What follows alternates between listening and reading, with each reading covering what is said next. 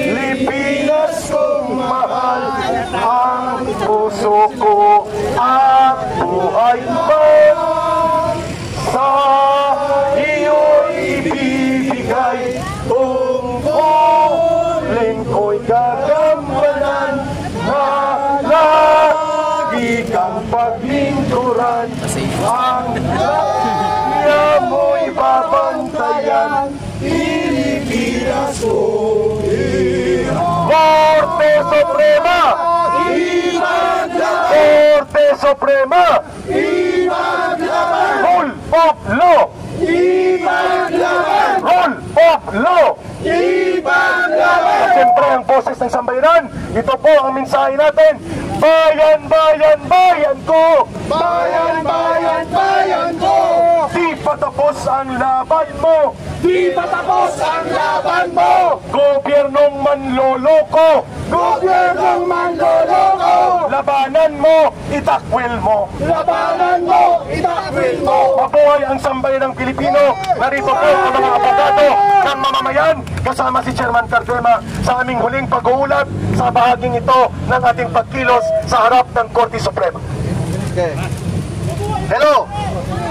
Na-file na po natin ang petition to declare yung mga respondents for indirect contempt.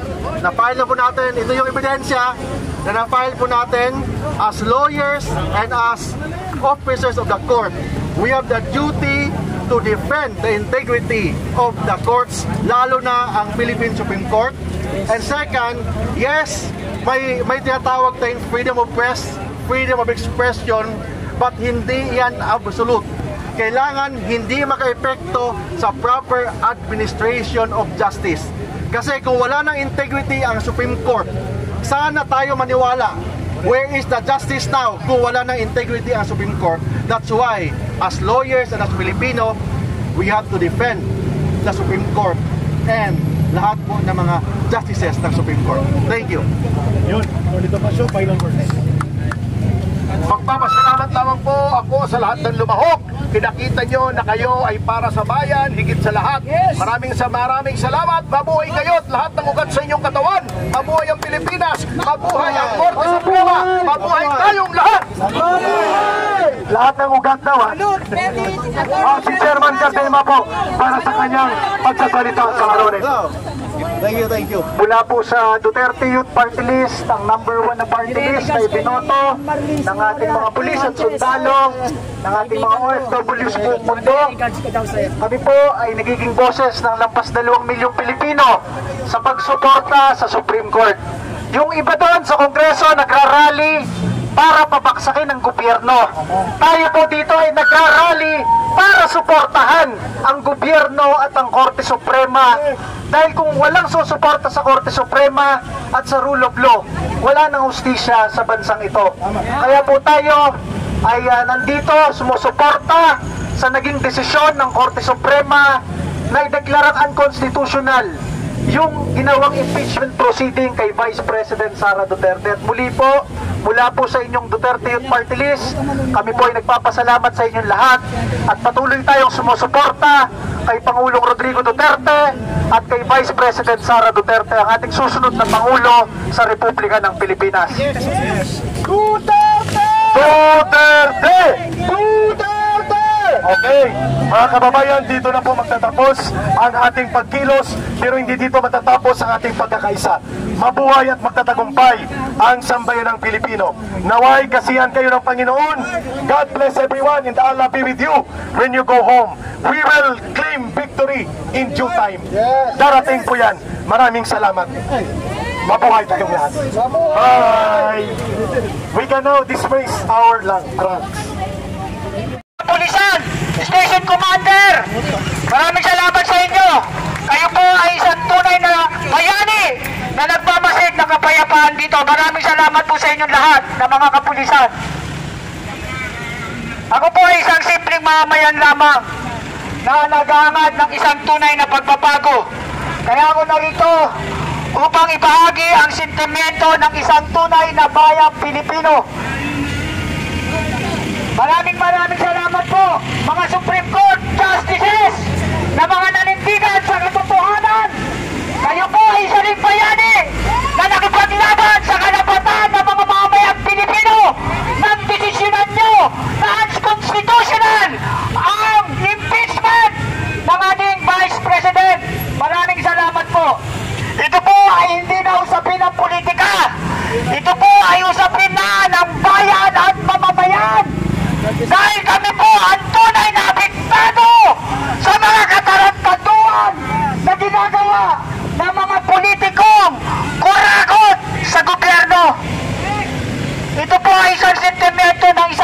mamamayan. Ako po ay OFW advocates at dating Marcos loyalist.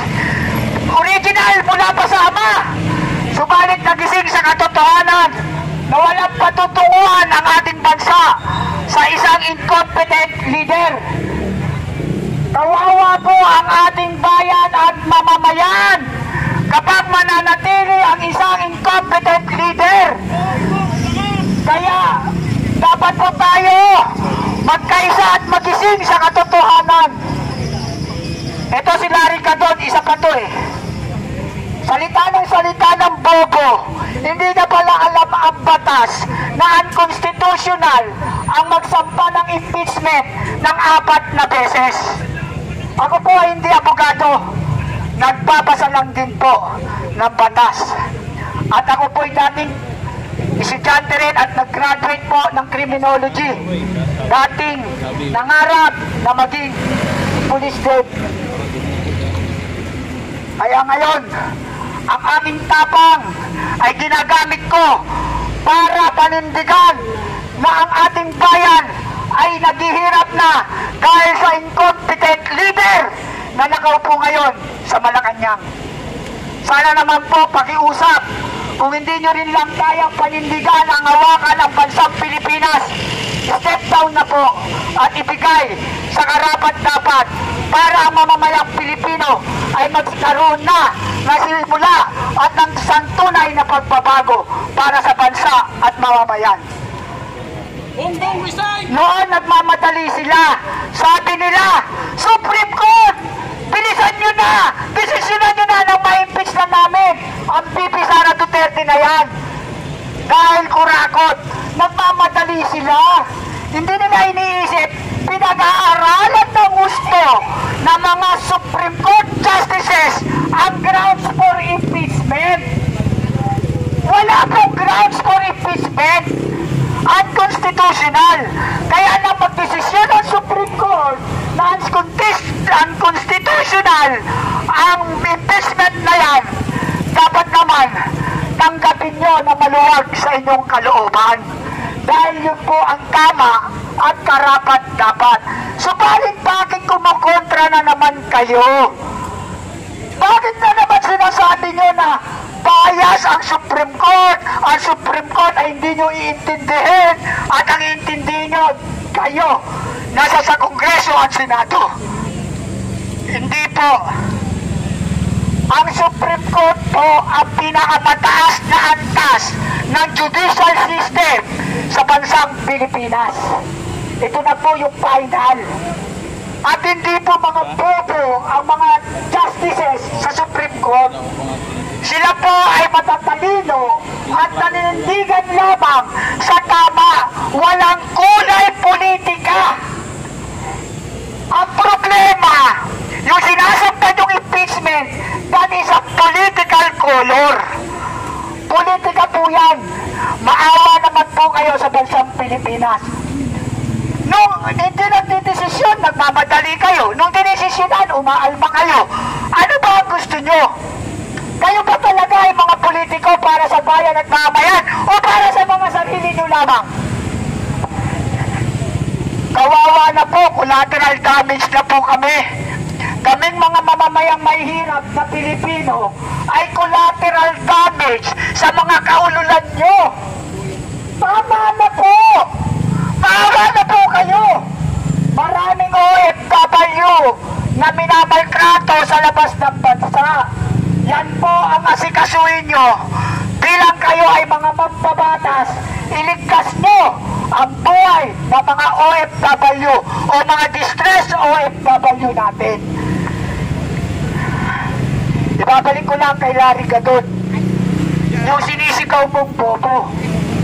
Ikaw ang tunay na bobo. Dahil hindi mo alam ang batas. Kaya ka na-disperse dahil sa ethical manner. Unethical manner at hindi ka nakasunod sa Code of Conduct. Abogado ka, dapat alam mo yung Code of Ethics. Alam mo dapat yung Code of Right Conduct. Pero hindi mo alam. Kaya ka na-disperse. Ngayon, sino ang bobo? At hindi rin po kami mga tuta dahil wala po kaming amo. Ang amo po namin ay ang Diyos at ang bayan at ang mamamayan. Kung kay Duterte kami ngayon, dahil si Duterte ang tunay na naglingkod sa bayan, nagmalasakit at nagmahal sa bayang Pilipinas. Kaya kay Duterte kami. Dahil si Duterte makabayan. Hindi dahil sa Duterte siya, dahil makabayan siya. Actually, hindi deserve ng Pangulong Duterte ang manatili sa bahid. For humanitarian consideration sana, ikawat ng Pangulong BBM yung humanitarian consideration na ginawa ni Pangulong Duterte sa kanyang mahal na ina, na natulad sa Sandigan Bayan, na convicted na at na-issue ng warrant of arrest na ang mag-i-implement ay si General Albayalde.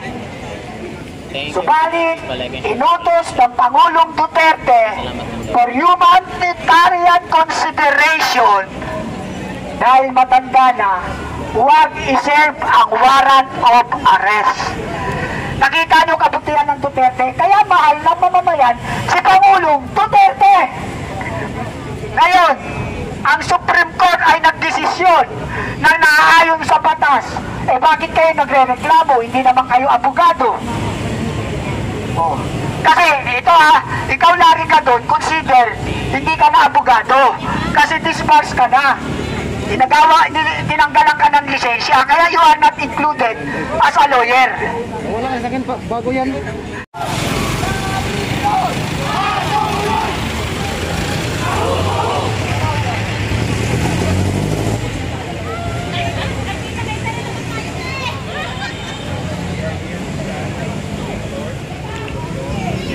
Loading.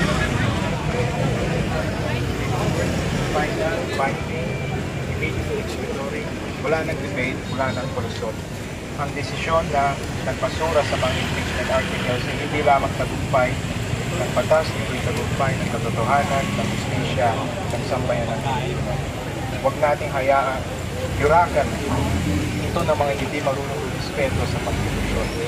Kaya ngayong araw, buong ang suporta natin kay Atty.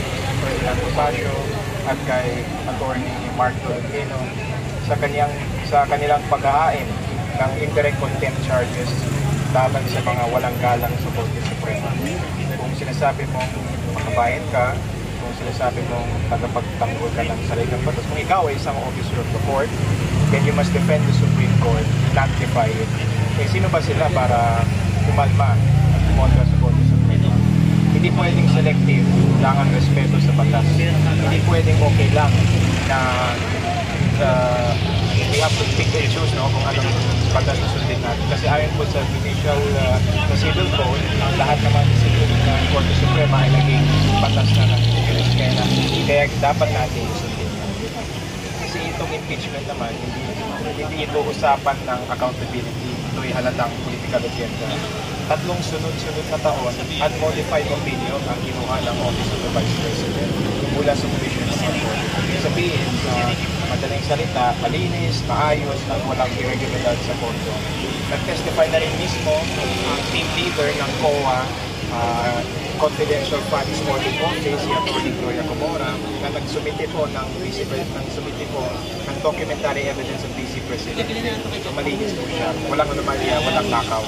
Kaya ang tanong, bakit pa rin pinipilit, ini-impeach at kinugunting si VP Sara? Dahil si VP Sara Duterte ay sunod na Pangulo ng Pilipinas sa 2028. Sure na po yun. Siya ang pinakamatibay na kandidato, number 1 sa lahat ng surveys, at pinakamataas ng trust rating. Kaya ang totoong layunin ng mga kalaban, patawan siya ng multang may perpetual